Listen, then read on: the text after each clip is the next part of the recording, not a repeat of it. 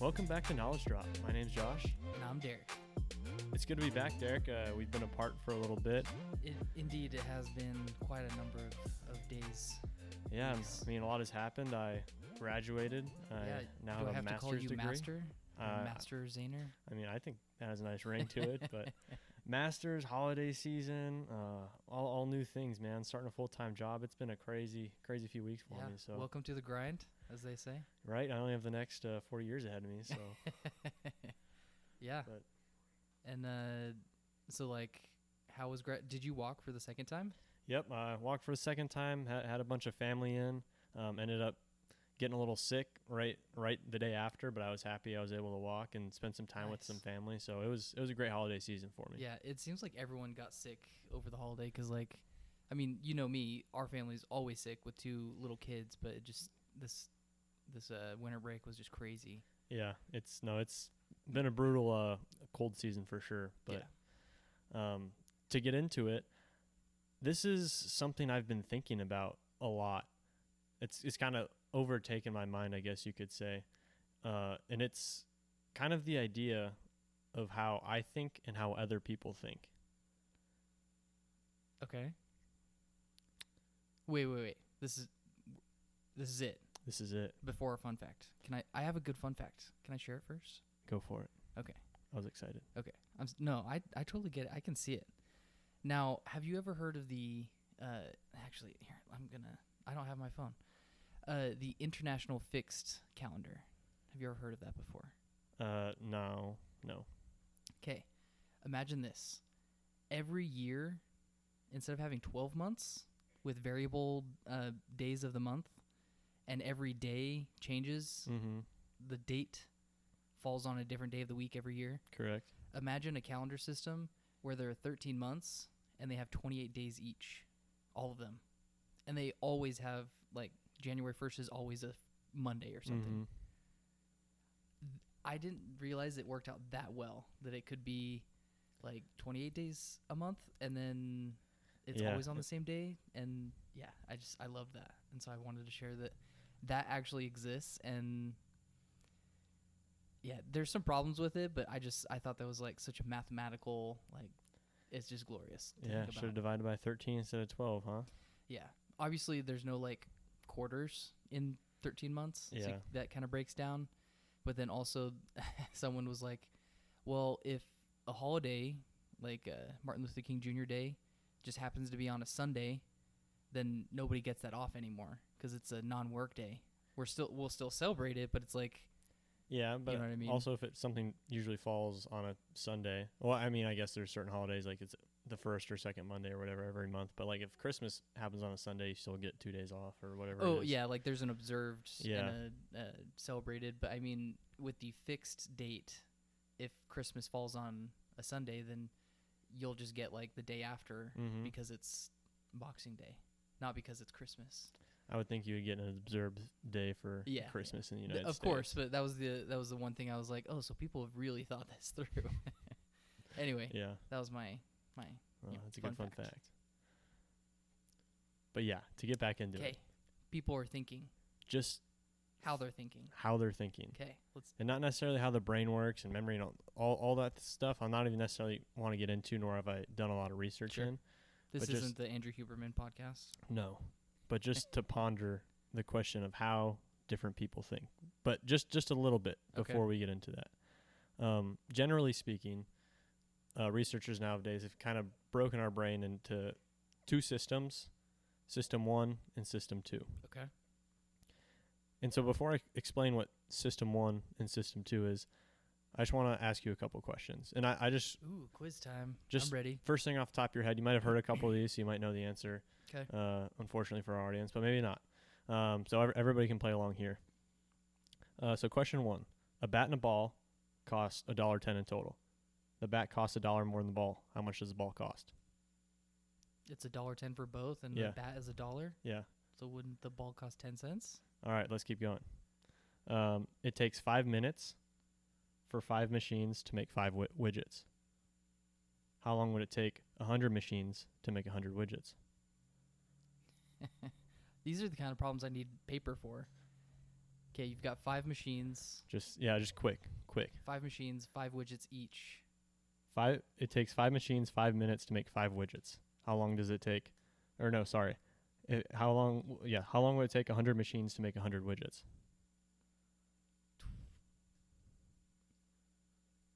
They're each making 1 widget, so it's 100 minutes. It's 1 minute. 1 minute. Okay. Maybe? Final question. Man, I wasn't Just quick. expecting this kind of pressure. Jeez. Just quick, kind of, what pops in your head. In a lake, there's a patch of lily pads. Every day, the patch doubles in size. It takes 48 days for the patch to cover the entire lake. How long would it take for the patch to cover half of the lake? A quarter of the time? Something like that? So 48 days covers the whole lake. How long would it take to cover half the lake? 12 days? All right. So those are our answers, right? Maybe? No, it's half the time. So half time, 24 days. Yeah, 24 days. Okay. And so we have 3 questions, and we'll go back through the 3 answers. And I just want to give you 2 numbers. I want to give you 2017. Okay. And I want to give you 7891. Okay. And so returning to that first question. Uh-huh. Actually, I'll explain the systems first, and then we'll go back through the question. So okay. System 1 is kind of what your brain's always doing. Your brain's, you don't have enough time to like think through everything. Yeah. There's too many things coming in. There's too many inputs. Mm-hmm. You have such a large bank of memories. Your brain doesn't have the time, or it doesn't even want to. It's lazy. Yeah, the bandwidth isn't there. The bandwidth isn't there. It just wants to be lazy and think only when it has to. So System 1 is kind of just your quick response to things. And that's mainly built off your experiences, your memory, and all the hard work you've put into like memorize or learn how to do these things. Mm-hmm. And then there's System 2. And System 2 is your brain's actual like capability to like think, and your actual bandwidth. And so I was listening to a video and he gave him names. So I'm going to give System 1 Bolt, right? Because he's fast, he's quick. Okay. And we'll give System 2 Joe, because everyone likes Joe, right? Okay. And so Joe doesn't want to do anything if he doesn't have to. Joe's lazy. Joe is going to burn a lot of calories. He doesn't want to burn a lot of calories. He just wants to sit on his couch. And so a lot of the time we're relying on System 1 Bolt to just give quick responses. And if we don't really have to think about it, if he pops something in our head and makes sense, we just say it. Yeah. Well, it's the least amount of energy expended. Yeah. And not to say these systems work in isolation, but right, it's, they're helping each other out. And so like a quick example, so you understand, it's like, what's 10 plus 3? Mm-hmm. 13, Bolt, it's there. Okay, what's 17 times 31? It's like, That's like, all right, 17 times 31, 30 times, however you want to break it down. Yeah. But then there's Joe. So that's Joe coming out, taking his time, thinking through it. So that's kind of where these Joe and Bolt lie. Okay. Quick and hard to think. And Joe doesn't have a big bandwidth. Maybe he can do 3-4 things at once, maybe, but it's easy to fill Joe's capacity as bandwidth. Mm-hmm. So, returning to our questions, these are questions meant to trick people. Of course, right? I got that feeling after the lily pad one. Yeah. Or the machine one. So, to return to this, right? So, I wanted your quick response. I want something that just made sense really quick, right? But now we're going to kind of walk through these slower. So we have time to think through. We're going to use Joe instead of Bolt. All right. Okay. So, question 1: a bat and a ball costs $1.10 in total. Mm-hmm. The bat costs $1 more than the ball. How much does the ball cost? And so your initial answer was 10 cents. And so if we had 10 cents as the ball and the bat's $1 more than the ball, then the bat is $1.10. So then their sum is $1.20. Okay. Yeah, I see that. And so stepping back, right? So the ball would actually need to equal 5 cents, and the bat's $1 more. So $1.05 plus 5 is $1.10.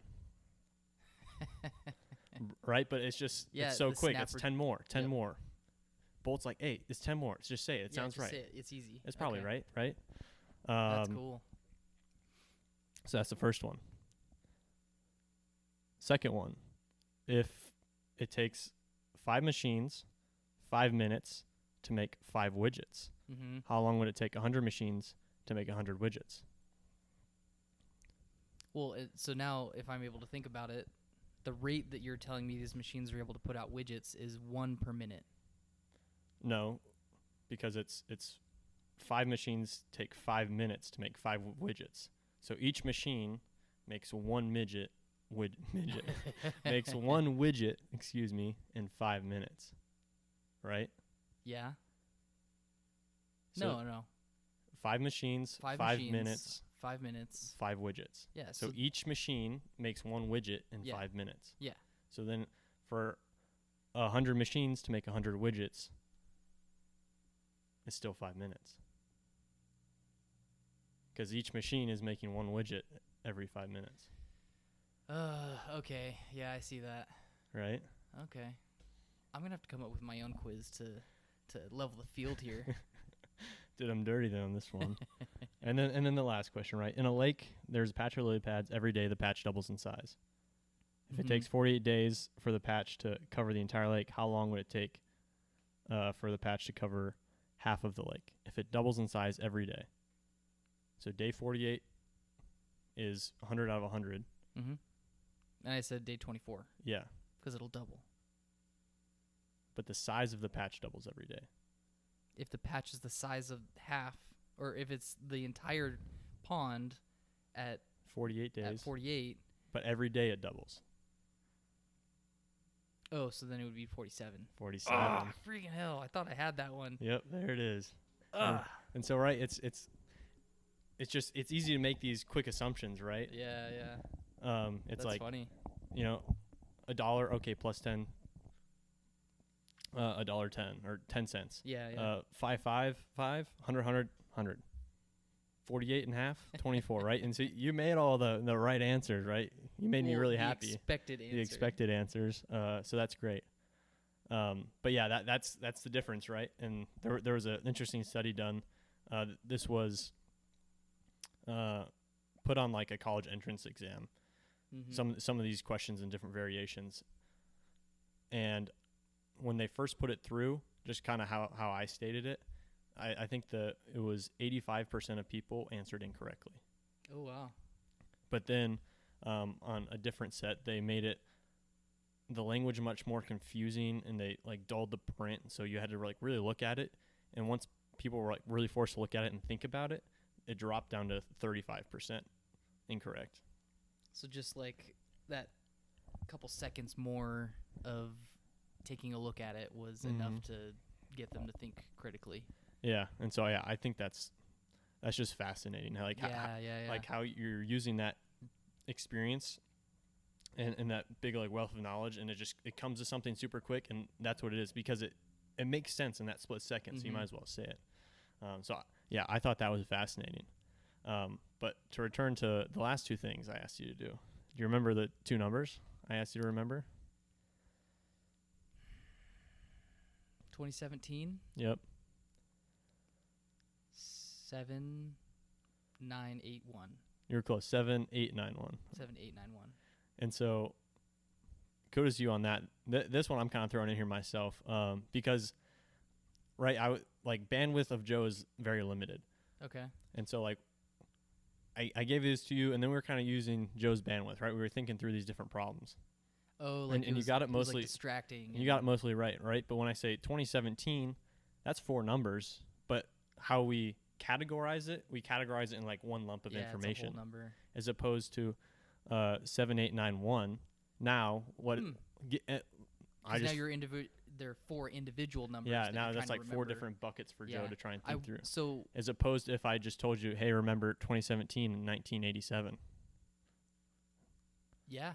That it definitely would have gone over a lot better. Yeah, I mean, you were still pretty darn close. So this was my own little experiment. Well, and for me at least, I know that I don't have the best memory, and so a lot of times if there is critical information, I heard a long time ago that like if you want to learn someone's name, you have to use it in a sentence, like very briefly after hearing it. I do the same thing with other information that I know is key. And so I kind of cheated a little bit. And I was like, oh, if he's just going to give me these random numbers, it's got to happen. And so, like, once or twice over the entire conversation, I was like, what were those numbers? Oh, okay. 2017. Okay. And I didn't put it together that I could push all the numbers to the 7891. Yep. If I would have just pushed them together, it would have been way better. But, yeah anyway. No, I love this. It kind of helped my little thought experiment here. I just kind of created that one. The other stuff I was pulling from a document, but this I just kind of created on my own. That was a good one. A nice little experiment. You'll have to increase your sample size and see what happens. And so that really kind of lays the groundwork for Bolt and Joe. But what I really want to talk about today is Joe.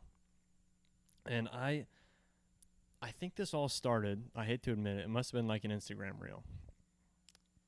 They can be thought-provoking at times. Because it started with the guy sitting around a table, and I don't remember the exact numbers, but it was like, how do you add 79 and 33? Could you walk me through in your head how you would add 79 and 33? Me? Yeah, right now. Me personally, I'd go 79 is 80, and then 33 is 40. So you added 6 and added 1. So I already forgot the numbers because I'm not 79 and 33. So 80 plus 40 is 120, and then you minus the numbers you added. So minus, what was that, 7? So 113. So this is how I would do it in my head. 79 plus 33. I'd go 79 plus 30, 109 plus 312. Oh, yeah.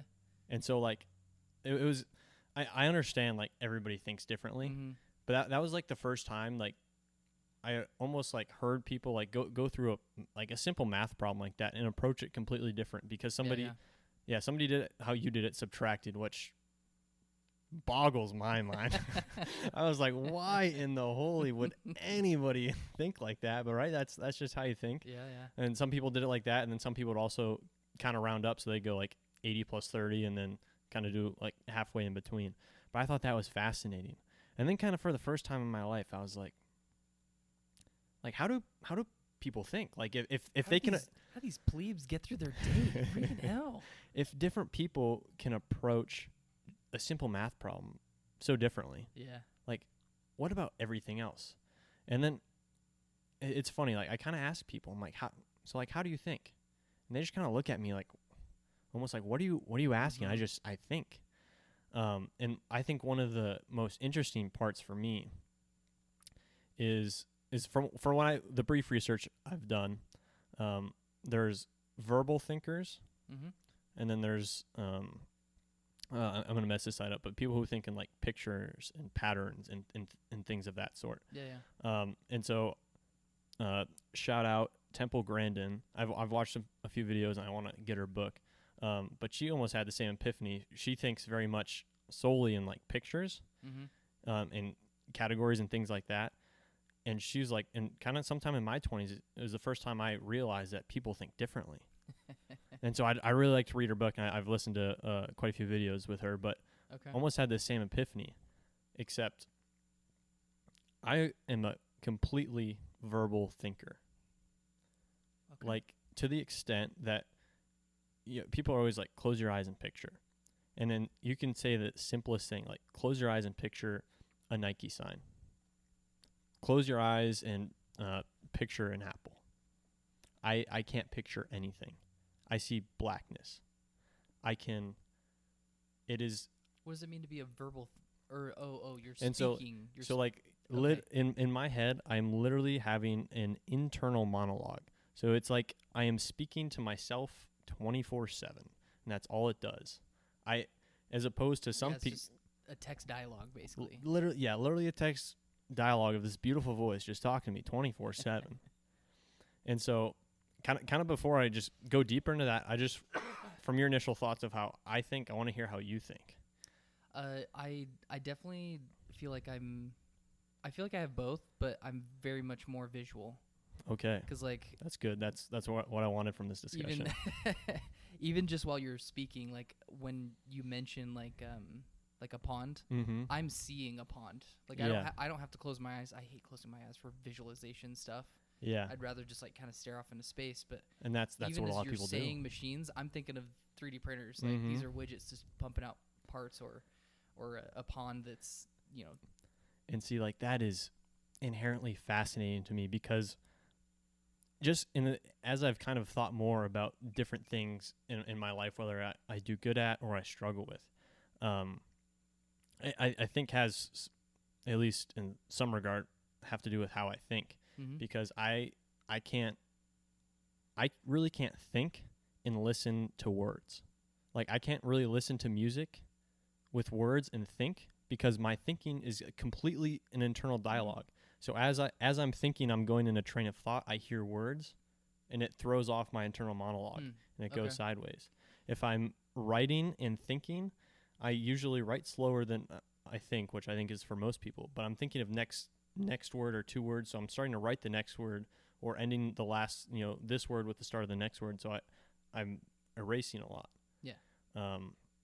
So there's a whole bunch of examples like that I've just started to like realize maybe it's because of how I'm thinking that these little things are happening.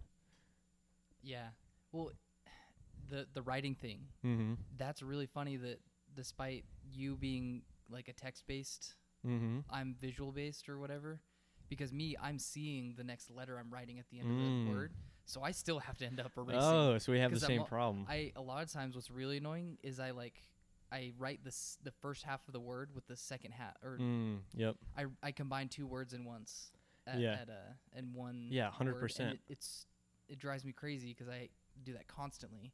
And so it's really interesting because we're arriving at the same problem, but we're getting there completely different ways. Because I'm just literally thinking of the next word, and so as I'm like stroking it, I'm like some things, and so I'm like like whatever. But you're just visualizing the next word, but the same thing happens. That is that is fascinating. That's a whole nother I wonder if that's something that you pick up as you're like learning to write, or if you're, I don't know, trying to figure out how to structure your thoughts for writing. Or and maybe to take it into something that's maybe more in our realm, but like let's say also actually before I go there, I want to like creativity. Artistic creativity. How artistically creative are you, or would you consider yourself? Very much so. And very much. Do you think that's because like you have a vision of what you want? You know where you're going? No, I don't think creativity is knowing about like just having like a flashpoint of I'd see what I want or what is needed. I think it's because this is just for me. I think I know a general direction that I need to head. And I like taking these side avenues of thought of like, oh, but what if we did this, or what if we did that, or how would we do something like this? And I'm okay with rapidly going down all those little roads in my mind before I can come out with an idea. And sometimes all of those roads are something I want to voice. Yeah, but let's like go down like a specific creative project. Okay. Like is there one like maybe drawing or painting or like woodworking, or is there one that like pops at the top of your mind?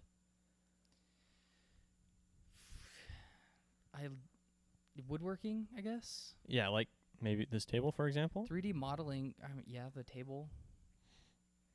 3D modeling is actually really creative for me because I know that there's a million ways to make a part, but I know that there's like a more efficient path. And I love thinking of how to get there faster. Okay. But that's can do good. woodworking if that's more woodworking simple. Or like, I guess to me, maybe it's even easier to think of like drawing, but like, let's say. I do like drawing. We can do drawing. And for my case, like I'll pick like Pictionary. Have you played the game Pictionary? And so like, in my head, it's like, there's a cow. It's like, okay, how do I like draw a cow? And it's like I can't see a cow. It's like I kind of know what a cow looks like, but like obviously in Pictionary, right? You're not gonna have a lot of time, but it's like my proportions are way off. I don't really like. It's like I'm fighting all these things. I can kind of describe it to you, but I can't really see it. Or like a row, like, and so anytime like school projects and like art, I struggled with like understanding or seeing like the final thing because I couldn't really see it. So like I always struggle very artistically in that Yeah. sense. And this would, I think it depends on the use case, because like for Pictionary, I'm thinking of it got to be fast. I got to That's true. But because like for me, I'd start drawing udders, and then I'd start drawing the rest of the cow. there you go. That's the one most thing important. That's the people most can important. understand of like what is a cow. Mm-hmm. Gives us milk and all that stuff. So it's like, all right, and then so even like this table, for example, right? You have like a nice crosshatch pattern. It's nicely trimmed out and surfaced over. Herringbone. Sorry, you DIYers. And so like as you were you had a vision for this table in the sense that you knew you wanted it to be herringbone. Did you already know how you're gonna join it, how you're gonna trim it, how it was gonna like? Were you able to have some vision, or did you kind of start on a direction like you said? This was the first time I'd ever built any like big project before, and I knew I needed it to fit in a certain space, and I knew I wanted it to be epoxy, and I was using scraps at work to do this. And my initial thought was I was going to be able to take these, and we're on YouTube now, so you can see what I'm pointing to. The legs of the herringbone pattern. Yep. Those are. I was initially thinking you could, you know what tongue and groove is for like hardwood flooring. I was originally trying to do that and just kind of link them all together. But that's really, really difficult, especially with scrap. Yeah. The thickness is different, and then your router, I don't know, it was really tough. And so when you can see, I did pin nails, and all of them just got pin nailed in place. I didn't use glue. I didn't use anything, and so for the most part it's pretty well like put together. There were a few like gaps that I had to just fill in a little bit more with epoxy, but it was very much like I know kind of what I want and I know the direction. I'm just going to keep moving and learning and trying new things, because you'll undoubtedly have noticed the drip, the hardened drips on the edge. Of course. My friend and I that were doing this together, we didn't think about that at all. We initially wiped them, but then we left the shop because it was like 11 o'clock at night. Yeah. And we showed up the next day and we picked it up and we're like, oh crap. And there's been a few attempts that I've had to like get wire cutters and like snip them off, but then I'm like, no, I'm gonna leave them. It's just like, one, the texture's kind of fun. Yeah. But then two, like it's a nice reminder that this is a little off topic, but it's a nice reminder of like the learning process of like my next table is gonna be better than this, but it's nice to see where I came from. Yeah. So that's awesome. Anyway. But even just getting like to the herringbone, how did you decide like that was what you wanted to do? That was what you wanted to do. Have you like seen it? Have you liked it? Because like I've seen herringbone hardwood floor, which is like very. That's not the trend nowadays, but there's a few people that have done it. I'd never seen a table with it. Okay. Well, I'm sure they exist, but I hadn't seen one. But like you were inspired from this like floor that you loved, and you could like really like the floor, and you could like picture that. You're like, that would look awesome as a table. Yeah. And so just to like oppose this opinion, like I almost can't even like put that together in my head. Like sometimes when I'm looking for something, let's just say furniture case, because we're talking about, like I think I know what I like. But I have no idea like what it looks like, so I'm just like Googling random things to like try and find like an inspiration picture, and I know that goes on. Pinterest but, like, is your best friend. I couldn't like I couldn't if you like describe this table, like maybe I would get by there, but I would have to see a picture, and be like, oh, like that's cool, like that's what I want. I can't really like put it together in my head like that.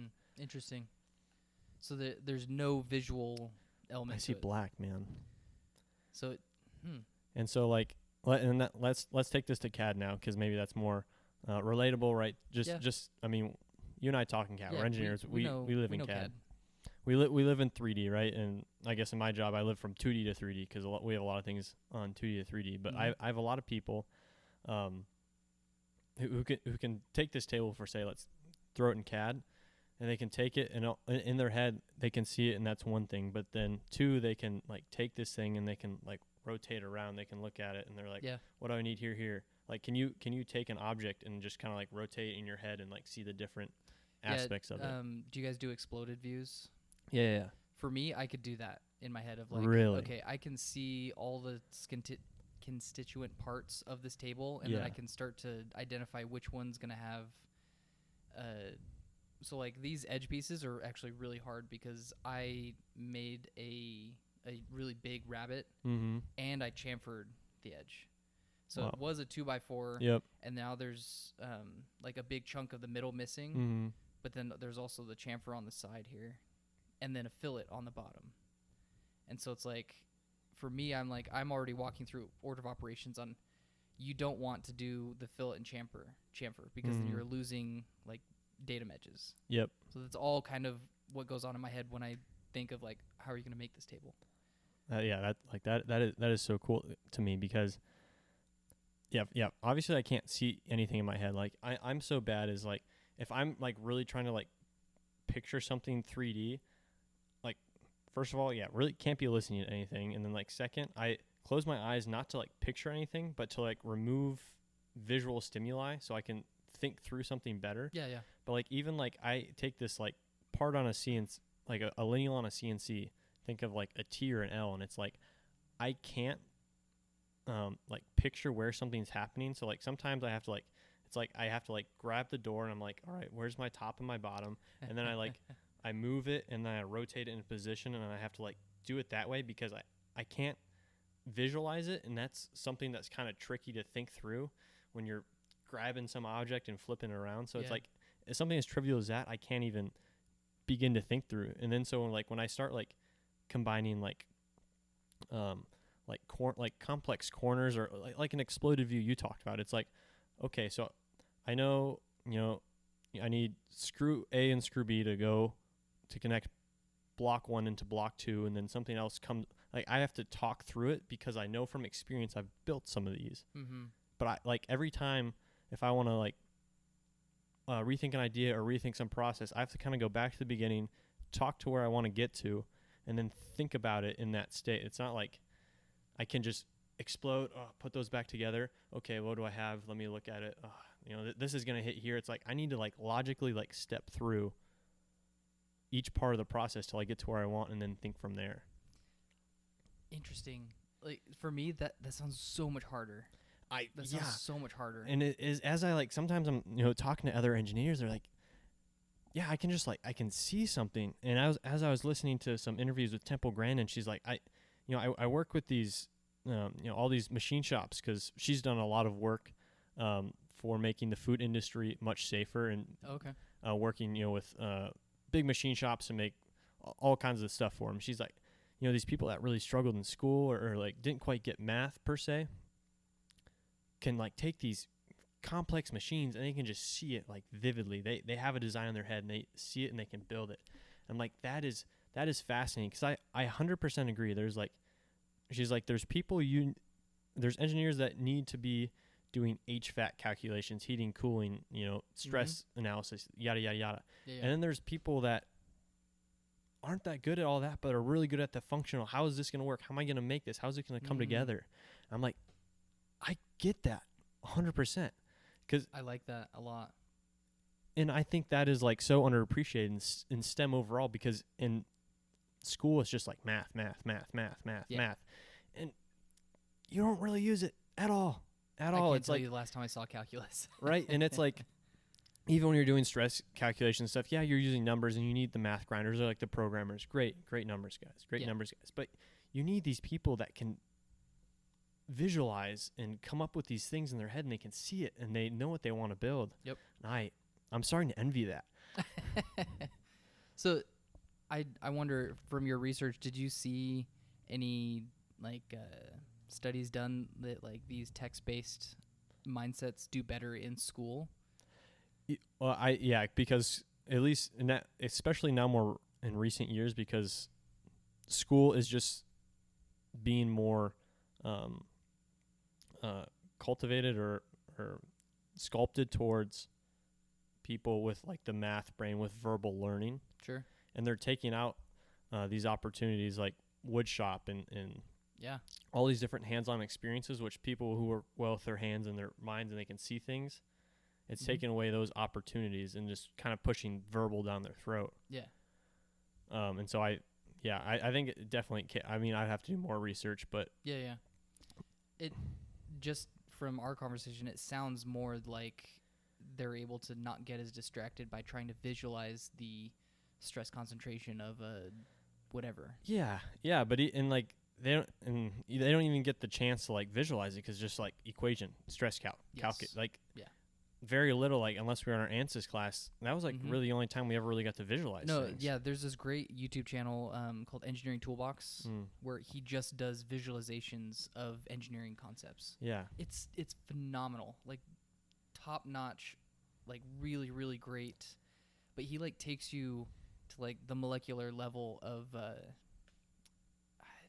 laminar flow. And like or turbulent flow or Reynolds numbers, like where that came from, and shows you like how it's in nature, but visualize it. It's hard to describe it, but how an I-beam is stronger than a square beam. And I think for a lot of people that would make more sense and like connect it to like practical use case in some sense, because like I can read, and I probably can't tell you anymore all about like turbulent flow, but it's like sometimes it's, I mean, I guess turbulent flow is more practical use case, but it's like some of these things, why would I ever even use it, you know? It's and so I think schools definitely caters toward that, and that's kind of unfortunate because I guess I didn't have a lot of opportunities to work with my hands per se in school or growing up, but it's definitely some of the most rewarding work I do. And not to say like I'm great at it, obviously I can't like visualize things, but at least working with my hands is fun, and I think it just takes away opportunities from a lot of kids.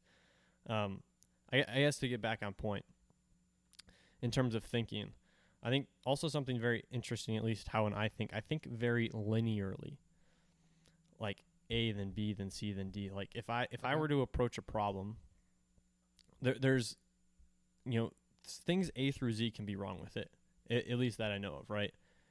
And so I'm going to systematically go through, if it's A or B or C or D, right? I'm going to go through and eliminate and then come up with a few things, go further until I can find root cause. Yeah. And so like that's why I think I love engineering. I'm decent at it, is because it's a big problem solving, right? At some point. And from what I'm doing, I have the skill set and somewhat of the experience to start being able to go through this A to Z, and I love systematically diving through. I love trying to get to the bottom of it, and I can think very linearly. But when I think of other career paths, like think of like medicine. Medicine, you have a couple inputs, and then that let's. I'm gonna go to like a family doctor. Somebody comes in with like ABC symptoms. Yeah. And now you're open to a web of possibility, and I would not know how to navigate that web. I disagree. Okay. Because I think all jobs are problem solving, and all jobs have a system. It just depends on what you like to solve. So like you wouldn't touch biology with a 10-foot pole. No, because that's not something you're interested in. But a doctor, they've studied it, so just based off of some key characteristics of like what you look like, and then what your blood pressure and temperature and your ABC symptoms, I can systematically narrow down to a handful of things. Yeah. And but I don't want to. I'm not saying they're not problem solving at all. Yeah, no, I didn't take it that way. But I think there is a much less linear approach, in the sense that sure they can run a few tests, but then you still have. I mean, and like there's probabilities and stuff, but I mean, sure there's still like 5 things, but then like how do you go from these 5 things? I mean, sure there's always further tests you can do, I guess, but also the uncertainty like really bothers me. Okay. And I don't have that like memory bank to be able to like just look back, or like this is a super cheesy example, not realistic at all, but you ever watch The Good Doctor? Yes. when he's like sitting there and he's like visualizing, you know, the internal organs or whatever. Yep. That's like completely opposite to me, and obviously not a good representation, but like medical has always sounded so daunting because you have this big memory bank, big bank of information that you're just filtering. And I think I am awful at filtering through a bank of memory. I think there's stuff I know and I'm good at, but I'm not like that. I can't filter through that much. I have a horrible memory. It's so funny to me that you say stuff like that, because if you just change a few words in that sentence, you could be talking about the inner workings of a CNC machine. And you can't tell me that you don't know the inner workings of a CNC machine down to understanding how the programming affects the output. But I think that's completely different. I'm saying it's different because you think it different. It's different. Mm. Because But to me, that if I was a doctor, that would be an absolute black box to me. I wouldn't even like, oh look, shiny thing goes burr and it cuts stuff. And there's some guy clack clack clack on the keyboard and that's it. yeah, that's fair. All right, so then whether we agree or disagree on my example, right? Maybe for you, like imagine, I guess I know you like math, but imagine like you're just running numbers all day, like you're an accountant. Mm-hmm. Like, I'm sure that would struggle you because like there's nothing to visualize in accounting. Like I hear people struggle in math when they're able to visualize because you can't visualize. Like, how do you visualize 2 + 12? Like it's just, and so like that's where you need like more just like numbers people to like crank out those jobs because like I'm not great for every job. Right. Yep. And so I was just trying to think of like where I would think I would struggle. Mm-hmm. And so medical always seems super daunting to me. Don't get me wrong. I do think that the medical field deserves a lot of credit because it is a really difficult thing. But I also think that it's different, and it's different because that's how our brains work and that's how we're thinking. Yeah, but that's why very concrete, non-biological terms. I only know that the mitochondria is the powerhouse of the cell. Oh God. Here we go. But beyond that, like I remember doing a diorama, a little model of a cell, and like styrofoam and like Play-Doh or whatever. I remember doing that. I don't remember anything about it. I didn't care.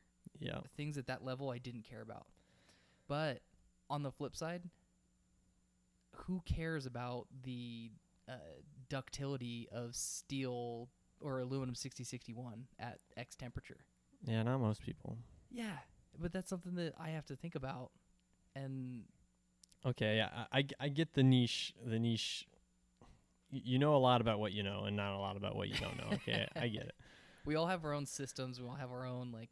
And that's exactly what I'm trying to get at, though. Oh like, no, I know it is. I think it's funny that you're like trying to make it such like it's unattainable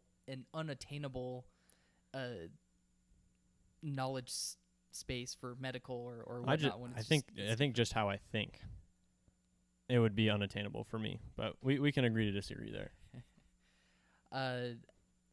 I've also been consuming a lot of books and content from people who talk about those kinds of things. The ultra learning episode, he talks a lot about how we're not going to learn something that we're not passionate or interested in. Mm-hmm. And that it will not happen. You will not retain that. You won't gain anything from it. You'll forget it immediately. And that's just how it is. And I think thinking about it more, I think a big part of that is because you need to do things repeatedly. Joe needs to do these things over and over, brutally slow, in order for you to like really learn, in order for Bolt to pull from that memory bank. Yeah.